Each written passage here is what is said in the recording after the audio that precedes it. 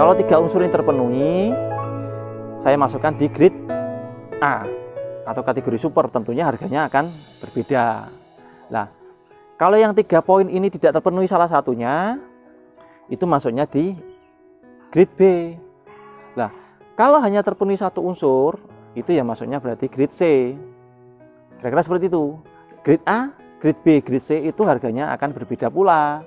Karena kita, artinya kalau kita jualan bibit ya kita jualan kualitas. Kalau yang grade A itu yang notabene unggul ya harusnya tidak untuk potong. Kalau grade B itu secara penampakan mungkin kurang sempurna, tetapi kalau kita kawinkan lagi, kita silangkan lagi, akan ada kemungkinan muncul masih bagus. Tapi kalau grade C, mohon maaf, kalau menurut saya yang grade C itu ya bagusnya untuk potong, udah nggak layak untuk kita kembangkan lagi.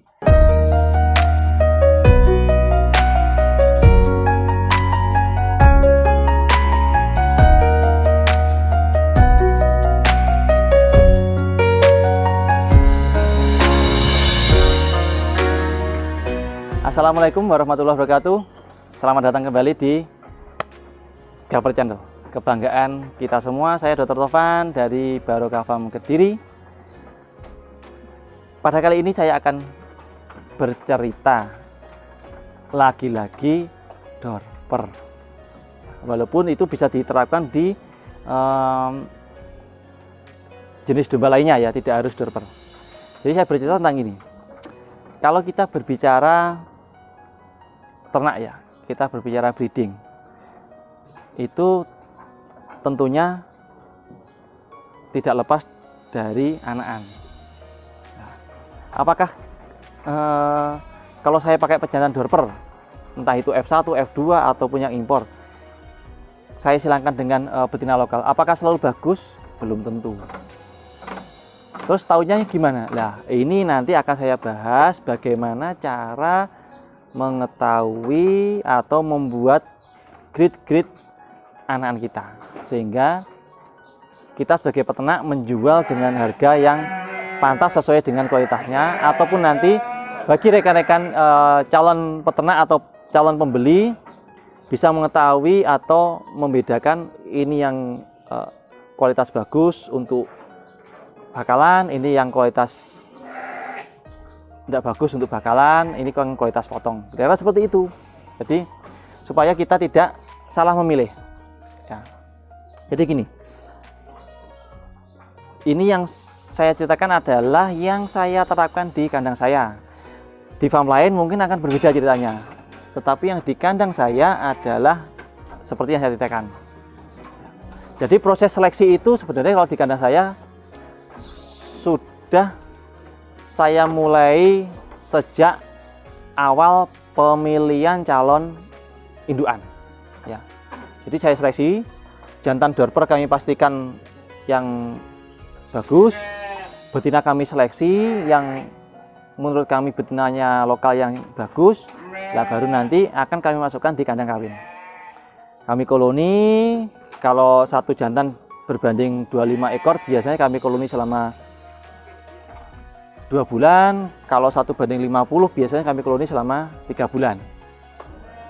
Setelah itu jantan akan kami keluarkan dari kandang koloni dan kami istirahatkan kurang lebih sekitar 2 minggu, dan nantinya akan kami masukkan lagi di kandang koloni yang lainnya. Nah, si betina kami biarkan bunting di kandang yang sama dengan saat kandang kawin. Biarkan bunting di situ sampai beranak di situ. Nah, setelah beranak nanti akan ada proses seleksi awal. Seleksi awal kapan? Ya itu adalah saat anakan domba itu lahir. Jadi saat kelahiran akan kami timbang bobot lahirnya. Ya, bobot lahirnya. Kalau di saya bobot di bawah 2 kilo kami anggap kurang bagus.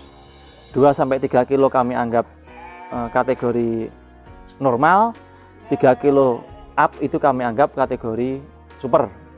Nah, dari bobot lahir kami sudah seleksi awal nih. Kami di awal adalah kami seleksi bobot lahirnya, kami pisah-pisahkan. Ya.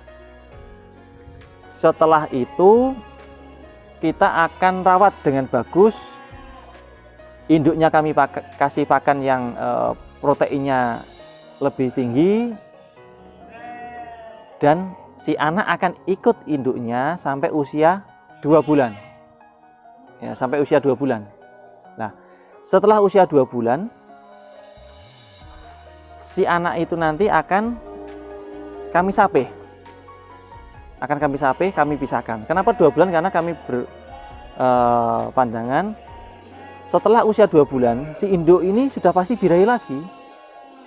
Nah, si anak ini kami harapkan segera disape supaya dia makannya bisa tenang, bisa banyak, tidak kalah dengan si induk tadi. Kalau jadi satu, dia pasti akan kalah sama yang dewasa.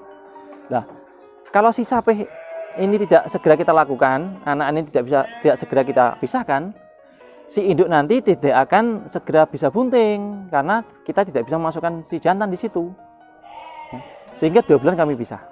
Nah, setelah 2 bulan kami kasih pakan yang bagus sampai usia 3 bulan lah. Setelah usia 3 bulan kami lakukan timbang badan lagi. Nah, kalau rekan-rekan mau melakukan yang bagus, timbang badan setiap bulannya itu bagus. Kita bisa mengetahui grafik kenaikannya. Tapi kalau tidak, minimal berat lahir kita sudah ada catatannya, dan berat di saat 3 bulan kita ada catatannya. Nah, oke, itu tahapan-tahapan dalam proses perawatannya ya. Nah, kita masuk ke tahap lebih jauh, yaitu seleksi. Bagaimana saya membedakan ini Dorper grade A, ini grade B, ini grade C. Nah, caranya mudah. Gampangnya seperti ini. Kalau di berat saat usia 3 bulan, kalau BB-nya bisa minimal 5 kali dari berat lahirnya, kami anggap itu bagus. Ya. Beratnya 5 kilo lahir, terus 3 bulan beratnya 25 kilo, itu kami anggap bagus. Ya, kami anggap bagus. Terus yang beratnya di bawah itu, ya kami yang 5 kilo atau 4-5 kilo ya kami anggap itu standar. Kalau di bawah itu ya kami anggap kurang bagus. Ya, itu dari sisi kenaikan bobot. Terus penentuan berikutnya, saya tidak hanya melihat dari sisi kenaikan bobot, tetapi saya lihat juga dalam hal pola warna.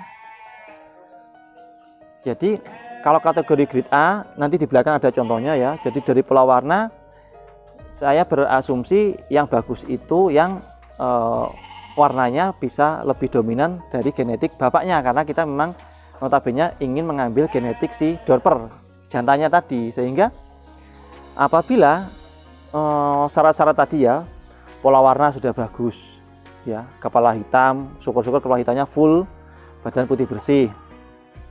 Terus yang kedua, saat usia 3 bulan bobotnya sudah bisa minimal 5 kali dari bobot lahirnya. Terus yang ketiga, ADG-nya sudah bagus dalam kategori, kalau di tempat saya minimal 4 kilo dalam kenaikan 1 bulan, berarti sudah bagus. Kalau 3 unsur ini terpenuhi, saya masukkan di grade A atau kategori super, tentunya harganya akan berbeda. Nah, kalau yang 3 poin ini tidak terpenuhi salah satunya, itu masuknya di grade B. Nah, kalau hanya terpenuhi 1 unsur, itu ya masuknya berarti grade C. Kira-kira seperti itu. Grade A, grade B, grade C itu harganya akan berbeda pula. Karena artinya kalau kita jualan bibit ya kita jualan kualitas. Kalau yang grade A itu yang notabene unggul ya harusnya tidak untuk potong. Kalau grade B itu secara penampakan mungkin kurang sempurna, tetapi kalau kita kawinkan lagi, kita silangkan lagi, akan ada kemungkinan muncul masih bagus. Tapi kalau grade C, mohon maaf, kalau menurut saya yang grade C itu ya bagusnya untuk potong, udah nggak layak untuk kita kembangkan lagi.